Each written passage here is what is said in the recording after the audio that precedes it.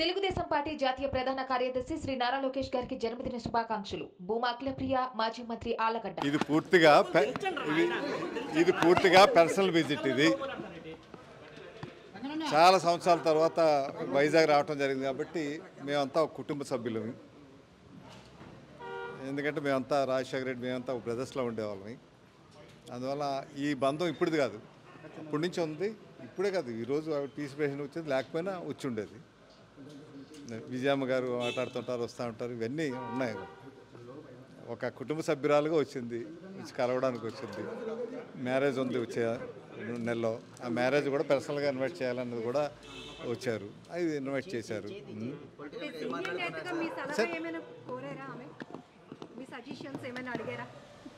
Discussions అవి జరుగుతూ ఉంటాయి. ఏదో కుటుంబం అనేక మాట్లాడుకుంటూ ఉంటాం కదా అన్ని విషయాలు. ఇప్పుడే చెప్పారు కదా, మాట్లాడలేదు అనుకుంటే తప్పు చెప్పిన వాళ్ళు అవుతా ఉంటుంది.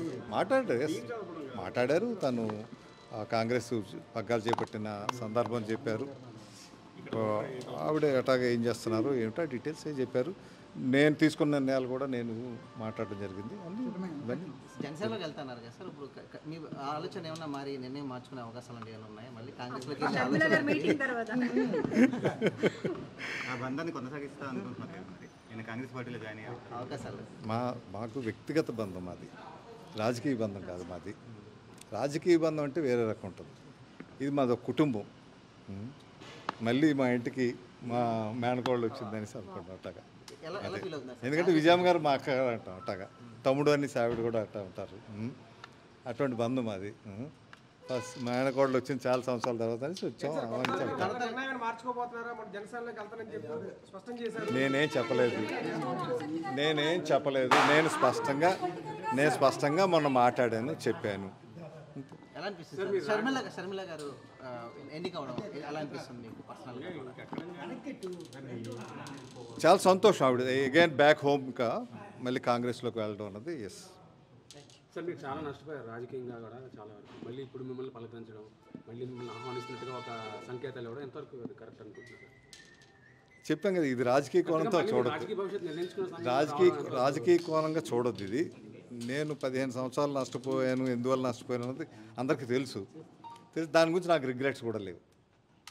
ఏదో నా చేతనంత వరకు చేయగలిగేదంతా రాజకీయాలకు అతీతంగా ఉత్తరాంధ్ర చర్చ వేదిక పెట్టుకొని కొంతకాలం చేయగలిగాను ఇష్యూస్ మీద. నేను ఎక్కడున్నా సరే అదే ఇష్యూస్ మీద వెళ్తాను.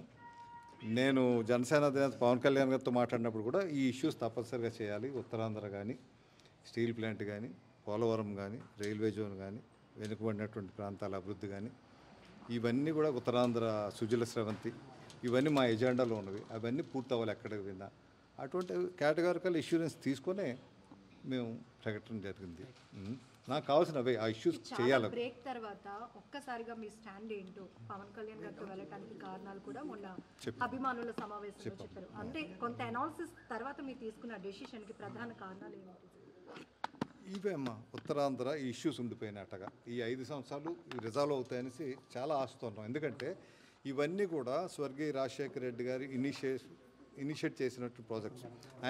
పోలవరం ఆయన ప్రారంభించారు. అది చంద్రబాబు నాయుడు గారు కంటిన్యూ చేశారు. ఆయన చాలా మట్టుకు 60%, 70% మొత్తం మీద ప్రాజెక్ట్ అయితే చాలా బాగా జరిగింది. సబ్సిక్వెంట్గా ఈ 4.5 years పూర్తి కావాలి. అవి దురదృష్టవశాత్తు కాలేదు. అసలు మన ఆంధ్రాకి బ్యాక్ బోన్ అది. పోలవరం లేని ఆంధ్రాన్ని ఊహించలేము మనం. అటువంటి పోలవరాన్ని ఇప్పుడు పైగా ఆయన ఏమన్నారు గతంలో, పోలవరం స్టేట్ గవర్నమెంట్ తీసుకోవడం తప్పు, ఇది సెంటరే చేయాలి అని డిమాండ్ చేశారు. మరి పోనీ వచ్చిన వెంటనే పోనీ సెంట్రల్ గవర్నమెంట్ కానీ ఇచ్చేసి ఉంటుంటే ఓకే, అప్పుడు ఈయన్ని మనం అడిగేటువంటి నైతికత ఉండదు. కానీ అట్ట కూడా చేయలేదు. ఆయన మాట మీద ఆయన కూడా నిలబడలేదు. ఒక స్టీల్ ప్లాంట్ చూస్తున్నాం. ఉత్తరాంధ్ర సుజల స్రవంతి వాళ్ళ తండ్రి గారి చేత ఫౌండేషన్ వేయించాం. అది అసలు ఈ స్టేట్లో, కంబైన్డ్ స్టేట్లోనే one of the best projects. అది తక్కువ డబ్బుతో, అప్పుడులో ఎస్టిమేట్ అంటే దానికి 8,000 crores అండి, 8,000 కోట్లు, సుమారు 8 లక్షల ఎకరాలు. అదే ప్రాణహిత చేవలు అయితే 40,000 కోట్లు, 12 లక్షల ఎకరాలు మాత్రమే. అంటే అందులో 20% ఇన్వెస్ట్మెంట్తో అందులో 2/3 ఏకరేజ్ ఇక్కడ కవర్ అవుతుంది. అంత బెస్ట్ ప్రాజెక్ట్. కానీ అది తర్వాత మేము చర్చావేది ద్వారా పోరాటం చేసాం. టీడీపీ గవర్నమెంట్ ఉన్నప్పుడు కూడా చేసాం. వాళ్ళు 2,000 కోట్ల రూపాయలు శాంక్షన్ చేసి ఫస్ట్ ఫేజ్ చేశారు. ఇప్పుడు అది కూడా కాలేదు, అది అట్టగా ఉండిపోయిందండి. ఒక పక్క స్టీల్ ప్లాంట్ చూస్తున్నాం, స్టీల్ ప్లాంట్ పరిస్థితి అసలు స్టేట్ గవర్నమెంట్ ఇనిషియేట్ తీసుకొని ముందుకు వెళ్ళి ఆ సమస్యను పరిష్కరించి ప్రైవేటీకరణ కాకుండా ఆపుకోవాలి. ఇది ఒక ఆంధ్ర రాష్ట్రానికి ప్రైడ్ కాదు స్టీల్ ప్లాంట్, మన స్టీల్ ప్లాంట్. ఒకప్పుడు విశాఖ ఉక్కు ఆంధ్రలో హక్కు అనుకున్నాం, కానీ అది ఇప్పుడు ఆంధ్రలో కాదు, భారతదేశ ప్రజల హక్కు. ఇది దేశ సంపద. ఈ స్టీల్ ప్లాంట్ అన్నది చాలా ప్రెస్టీజియస్ ప్రాజెక్ట్. ఆ రోజు రాజశేఖర రెడ్డి గారు ఉన్నప్పుడు 3 మిలియన్ టన్స్ ఉండేది కెపాసిటీ, అప్పుడు ఎక్స్పాండ్ చేసి 7 మిలియన్ టన్స్ అయింది 12,000 crores ఇన్వెస్ట్మెంట్తో. అదే ఎన్టీపీసీ 1000 మెగావాట్స్ ఉండేది, 2000 మెగావాట్స్ చేశారు. హిందుస్థాన్ షిప్ యార్డ్ లిమిటెడ్ మూతపడే లాకౌట్ వేసి మూతపడే పరిస్థితి ఉన్నది, రివైవ్ చేసి ఇండియన్ నేవీకి ఇచ్చారు. బిహెచ్పివి అది ఎల్ఎన్టీకి ఇచ్చేయాలని ఆల్మోస్ట్ డెసిషన్ అయిపోయిందమ్మ గత గవర్నమెంట్లో. అలాంటిది దాన్ని తీసుకొని వచ్చి బిహెచ్ఈఎల్కి మెచ్చేశారు.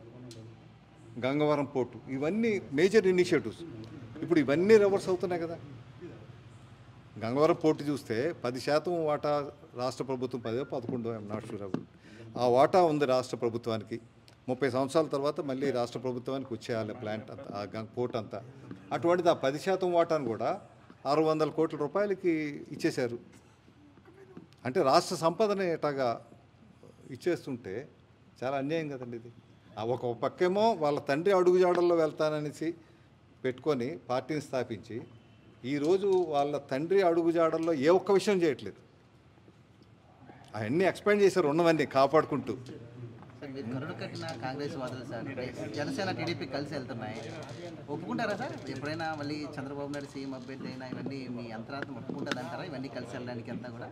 అంటే ఎవల్యూషన్లో మార్పులు వచ్చినప్పుడు నా సిద్ధాంతం అయితే ఒకటే, డెవలప్మెంట్ సిద్ధాంతం. అందులో నేను ఎక్కడ కాంప్రమైజ్ కాను, నేను ఏ పార్టీలో ఎక్కడ ఉన్నా సరే.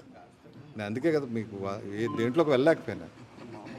అందరూ చాలామంది చాలా రకాలు ఊహించుకున్నారు, చాలా పదవులు ఇస్తా అన్నారు, ఎంపీ ఇస్తారు, రాజ్యసభ అన్నారు, మంత్రి పదవులు అన్నా సరే నాకెందుకో మనస్కరించలేదు.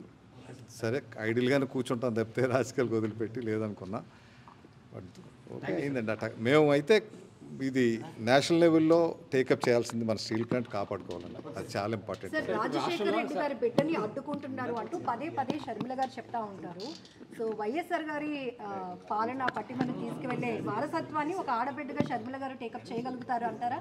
ఆమెకి ఆ క్యాపబిలిటీ ఉంది అంటారా? యాజ్ ఎ సీనియర్ నాయకులుగా మీ అభిప్రాయం? అంటే జనరల్గా కెపాసిటీస్ అన్నవి మీకు బై ఎక్స్పీరియన్స్ వస్తాయి, జెనెటిక్గా కొన్ని వస్తాయి. జెనెటిక్గా ఆ లీడర్షిప్ డ్రైవ్ ఉంది, ఆ డ్రైవ్ ఉన్నప్పుడు ఆటోమేటిక్గా ప్రూవ్ చేసుకోవడం. ఎందుకంటే తండ్రి బాటలో వెళ్తే చాలు, వేరే అక్కర్లేదు. నేను కూడా ఇప్పుడున్న ముఖ్యమంత్రి గారు కూడా వాళ్ళ తండ్రి బాటలో వెళ్ళుంటే ఎంత మంచి మ్యాండేట్ ప్రజలు ఇచ్చాక దురదృష్టం మరి అవన్నీ తిలోదకాలు ఇచ్చారు వాటికి. సార్ ఇప్పుడు రాష్ట్రంలో జనసేన టీడీపీ కూటమి బలమైన శక్తిగా ఎదిగిపోతుంది. అట్ ద సేమ్ టైం అదే టైంలో కాంగ్రెస్ ఒంటరిగా పోటీ చేయడం, ఈ ప్రభుత్వంతో పోరాటం. ఈ నేపథ్యంలో ఏంటి అసలు ప్రధానమైన బలాన ప్రతిపక్షం ఏదనుకుంటున్నారు? అసలు వీళ్ళు అంత పోటీ ఇవ్వగలుగుతారు కాంగ్రెస్ పార్టీ? చూద్దాం, మనం కాలమే నిర్ణయిస్తుంది. అలాగే నేషనల్ పార్టీగా వాళ్ళకున్న స్ట్రెంత్స్ వాళ్ళకు ఉన్నాయి, రీజనల్ పార్టీస్గా వీళ్ళకున్న స్ట్రెంత్స్ వీళ్ళకు ఉన్నాయి.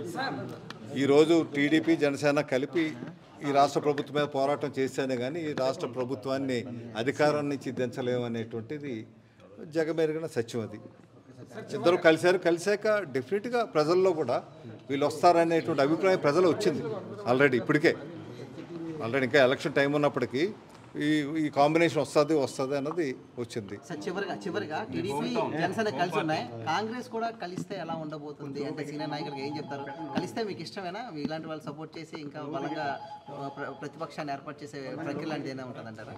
అంటే ప్రస్తుతం జనసేన బీజేపీతో కలిపి సేల్ అవుతున్నారు.